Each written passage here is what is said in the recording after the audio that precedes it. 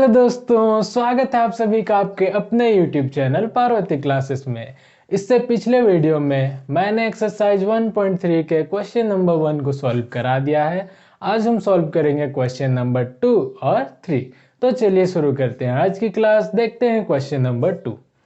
बोल रहा है प्रूव दैट 3 + 2√5 इज इरेशनल। हमें प्रूव करके दिखाना है कि 3 + 2√5 एक इरेशनल नंबर है। तो इसे भी हम कॉन्ट्राडिक्शन मेथड से ही बनाएंगे, यानी कि हमें प्रूव करना है इरेशनल, तो हम इसके ठीक ऑपोजिट मानकर चलेंगे कि 3 + 2√5 एक रेशनल नंबर है। तो चलिए इसे सॉल्व करते हैं। Let us assume that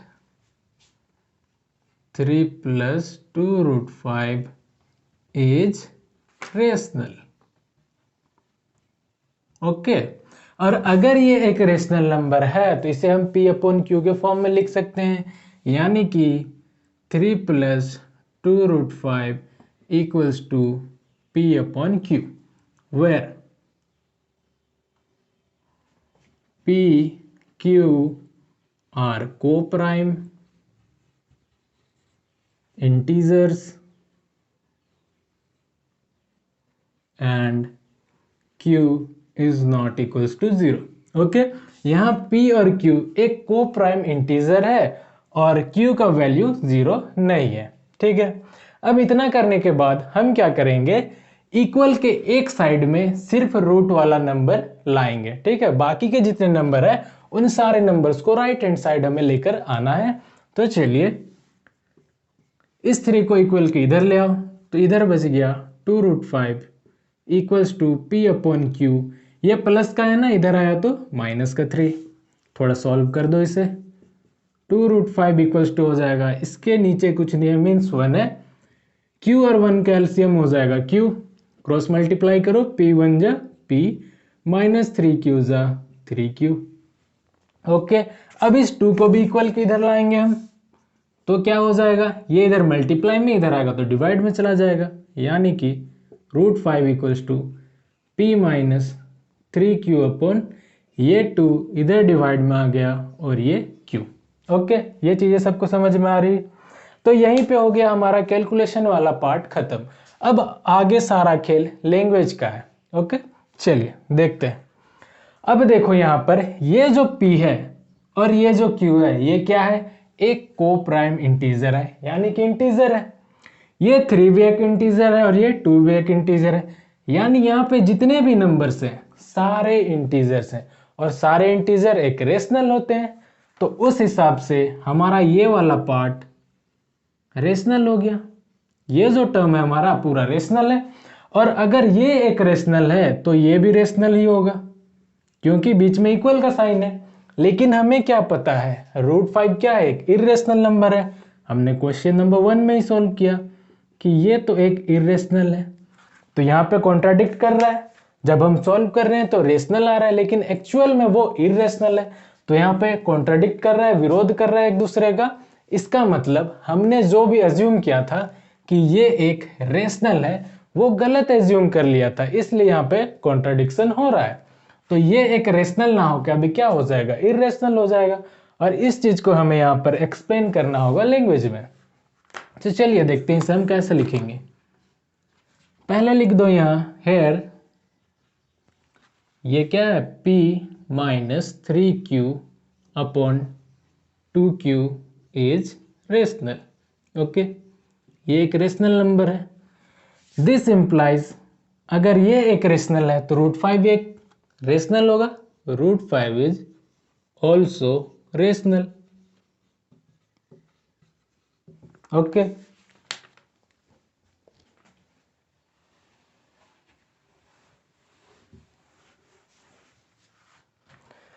but we know, हमें पता है, क्या पता है, कि √5 एक इरेशनल है। √5 इज इरेशनल एंड इरेशनल कभी भी इक्वल नहीं होगा रेशनल के। बोलो, इरेशनल नंबर क्या कभी इक्वल होगा रेशनल नंबर के? नहीं होगा। तो इसका मतलब क्या, हमने जो एज्यूम किया है वो गलत है। दिस इंप्लाइज आवर एजम्पशन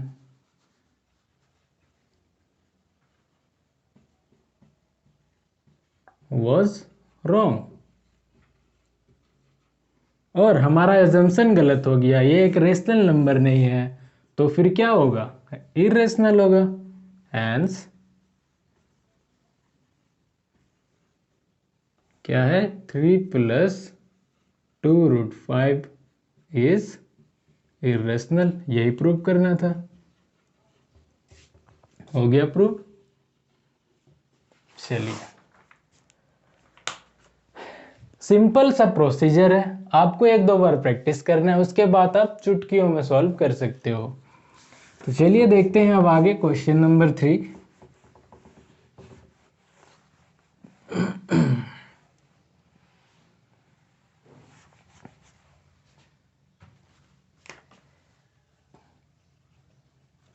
देखिए थर्ड क्वेश्चन क्या बोल रहा है, prove that the following are irrational. यहां भी हमें नंबर्स को इरेशनली प्रूव करना है, जिसमें पहला नंबर दिया है 1/√2। ओके, इसे हमें इरेशनल प्रूव करना है। तो सेम प्रोसीजर यहां भी करो, सेम टू सेम, कुछ चेंज नहीं है। क्या करेंगे, पहले तो इसे एक रेशनल मान लेंगे। Let us assume that 1/√2 is rational। Okay, इसे हमने एक रेशनल मान लिया। और अगर ये एक रेशनल है तो इसे हम P/Q के फॉर्म में लिखेंगे, यानी 1/√2 equals to P/Q, where P, Q are co-prime integers and Q is not equals to 0। यहाँ पे P और Q एक को प्राइम इंटीजर है और Q का वैल्यू 0 नहीं है। ओके, अब देखो, हम कभी भी डिनोमिनेटर में रूट वाला नंबर नहीं रखते हैं। ओके, तो यहाँ पे डिनोमिनेटर में रूट है ना, इसे हमें हटाना है। कैसे हटाएंगे? देखो, इसे हटाने का सिंपल सा तरीका है, जो भी नंबर रूट में है, जैसे यहाँ पे √2 है, तो ऊपर भी √2 से मल्टीप्लाई करो, नीचे भी √2 से मल्टीप्लाई कर दो, वो हट जाएगा। अगर यहाँ √5 होता तो ऊपर भी √5 से, नीचे भी √5 से मल्टीप्लाई करते, इक्वल्स टू P/Q। ओके, अब देखो, ऊपर वाला ऊपर से मल्टीप्लाई होगा, √2 बन जा √2 अपॉन √2 इंटू √2 क्या हो जाएगा? √4 हो जाएगा। 2 × 2 = 4, और ये रूट, और √4 का स्क्वायर रूट क्या होता है? 2 होता है, यानी कि ये हो जाएगा 2। या फिर आप डायरेक्टली ये कर सकते हो, देखो बेस सेम है ना और रूट में है, तो रूट को हटा दो। ओके, सिर्फ आ गया 2 इक्वल्स टू P/Q। अब मैंने क्या बोला था, रूट वाला नंबर एक तरफ होना चाहिए, बाकी के सारे नंबर एक तरफ, यानी कि ये 2 को हम इक्वल किधर ले आएंगे, तो यहाँ पे आ जाएगा √2 इक्वल्स टू, ये 2 मल्टीप्लाई होगा, इधर आएगा तो 2P/Q हो जाएगा। ओके, अब देखो, ये P और Q क्या है? एक को प्राइम इंटीजर है, यानी कि इंटीजर है। ये 2 क्या है? एक इंटीजर है, तो ये वाला पूरा टर्म तो इंटीजर है, इट मीन्स ये एक रेशनल हो गया। ये वाला टर्म हमारा रेशनल हो गया। उस हिसाब से √2 को भी रेशनल होना चाहिए, लेकिन √2 क्या है? एक इरेशनल नंबर है। जो भी नंबर रूट में हो, जिसका स्क्वायर रूट नहीं निकलता हो, वो इरेशनल नंबर कहलाता है। तो √2 का स्क्वायर रूट निकलेगा? नहीं निकलेगा, इट मीन्स ये एक इरेशनल नंबर है। ये एक इरेशनल नंबर है, लेकिन यहाँ पे क्या आ गया? ये रेशनल है तो ये भी रेशनल होना चाहिए। कॉन्ट्राडिक्ट हो रहा है, यहाँ कॉन्ट्राडिक्शन कर रहा है, इट मीन्स हमने जो एज्यूम किया है वो गलत एज्यूम किया है। चलो भाई, इसे लिखते हैं यहाँ पर। फिर क्या है? 2P/Q is rational. Okay,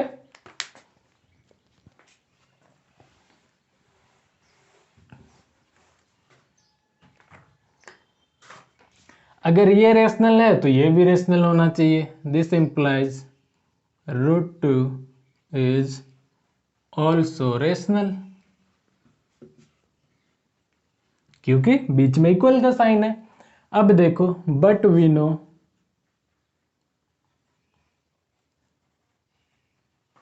that, हमें क्या पता है, √2 एक इरेशनल है, √2 is irrational. Okay, and irrational number कभी भी इक्वल नहीं होगा रेशनल नंबर के। इस हिसाब से हमने जो एज्यूम किया है वो गलत एज्यूम किया है। दिस इंप्लाइज आवर एजम्पशन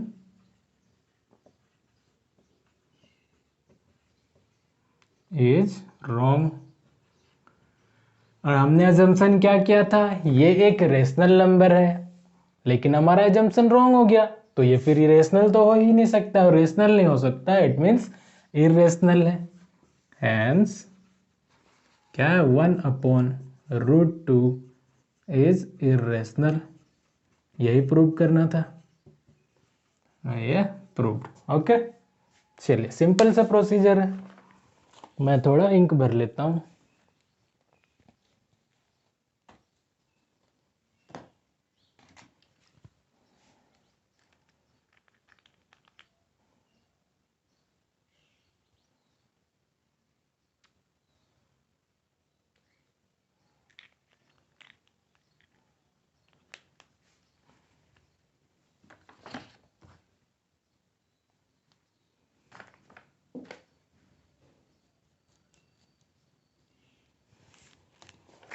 चलिए अब आगे सॉल्व करते हैं।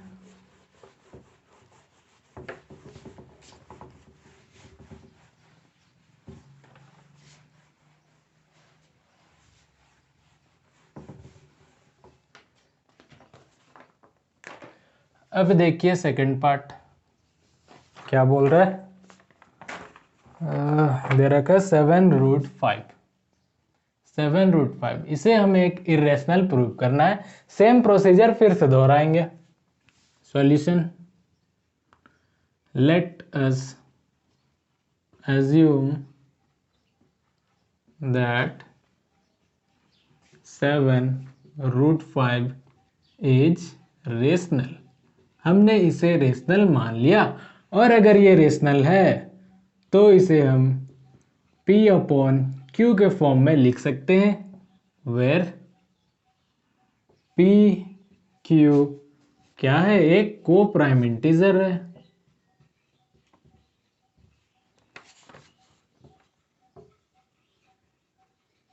एंड Q कभी भी 0 नहीं होगा। ओके, ये इसका कंडीशन है।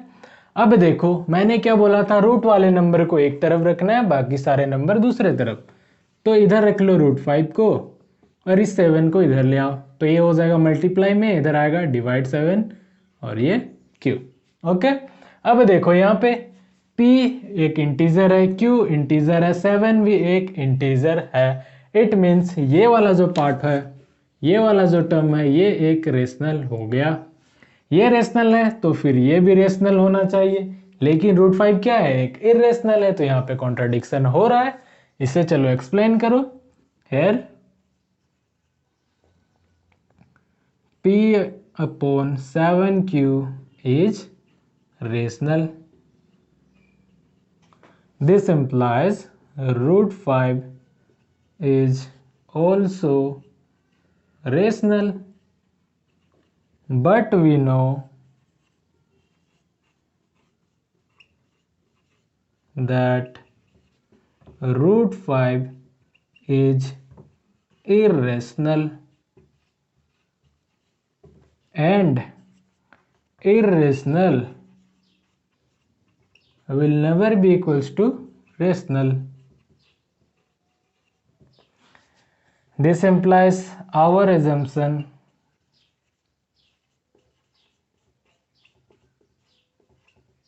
was wrong, hence क्या है, 7√5 इज इरेशनल। हो गया प्रूफ। बस ये लैंग्वेज आप लोग एक दो बार लिखोगे तो आपके दिमाग में बैठ जाएगा। ओके, चलिए अब देखते हैं आगे क्वेश्चन। थर्ड नंबर में देखिए, दे रखा है 6 प्लस √2। ओके, तो सेम प्रोसीजर यहां भी करना है हमें।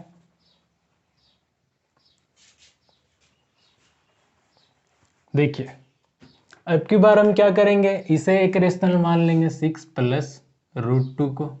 ओके, हमने रेशनल मान लिया। अगर ये रेशनल है 6 प्लस √2, तो इसे हम P/Q के फॉर्म में लिख सकते हैं ना।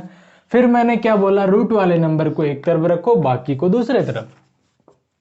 तो 6 को इधर ले आओ, √2 इक्वल्स टू हो जाएगा P/Q। ये प्लस का है ना, इधर आया तो माइनस का 6। अब देखो ये एक इंटीजर है, ये भी एक इंटीजर है, ये भी एक इंटीजर है, यानी कि ये सारे हो गए रेशनल। सारे इंटीजर रेशनल होते हैं, उस हिसाब से ये वाला जो पार्ट है हमारा रेशनल हो गया। और ये वाला पार्ट भी रेशनल होना चाहिए √2, लेकिन हमें पता है √2 एक इरेशनल है, तो यहाँ पे कॉन्ट्राडिक्शन हो रहा है। चलो इसे हम एक्सप्लेन करेंगे।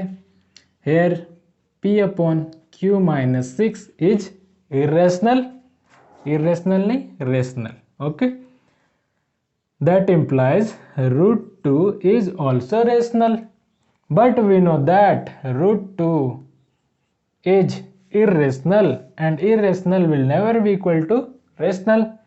That implies our assumption was wrong, hence 6 plus √2 is irrational। और ये हो गया प्रूफ। ओके, सेम प्रोसेस यहाँ भी लिखना है, सेम चीज लिखना भी है। ठीक है, तो उम्मीद करता हूं आपको ये सारी चीजें अच्छे समझ में आ गई होंगी। कोई भी डाउट रहा हो तो नीचे कमेंट बॉक्स में कमेंट कीजिए, मैं कोशिश करूंगा कि कमेंट बॉक्स में ही आपका डाउट क्लियर कर दूं। वीडियो पसंद आया हो तो वीडियो को लाइक करें, अपने दोस्तों के साथ शेयर करें। फिर मिलेंगे हम किसी नए वीडियो में दूसरे क्वेश्चन के साथ। तब तक के लिए बाय बाय, टेक केयर।